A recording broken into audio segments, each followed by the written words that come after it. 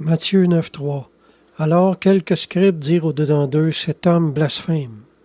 Les scribes ne voyaient en Jésus qu'un homme ordinaire. Mais il leur donne ici un autre indice de sa divinité, en pardonnant les péchés de cet homme-là.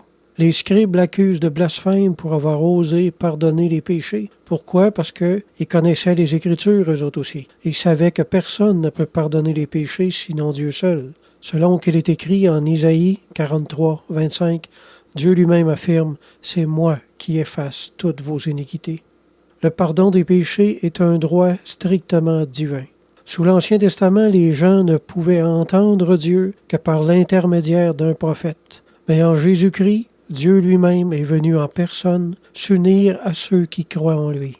Alors les témoins de Jéhovah qui nient la divinité de Jésus pour ne voir en lui qu'un prophète ou qu'un ange se ramènent tristement eux-mêmes sous l'ancienne alliance en ce qui regarde leur relation avec Dieu.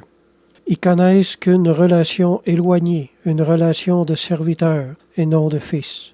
Qu'il est triste de manquer de si près la nouvelle naissance et le royaume de Dieu.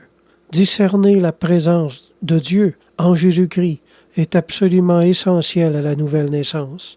Sans cette foi-là, on est privé du Saint-Esprit. Il n'y a rien qui se passe dans le cœur. Mais selon qu'il est écrit, Jésus a dit, « Si quelqu'un m'aime », tiens, c'est étrange, aucun des autres prophètes n'a jamais demandé à être aimé. Jésus, lui, a demandé à ses disciples de l'aimer du même amour qu'ils aimaient Dieu. La seule raison qui lui donnait le droit de demander ça, c'est parce qu'il était divin par nature. C'est aussi simple que ça. Jésus dit, « Si quelqu'un m'aime, mon Père l'aimera.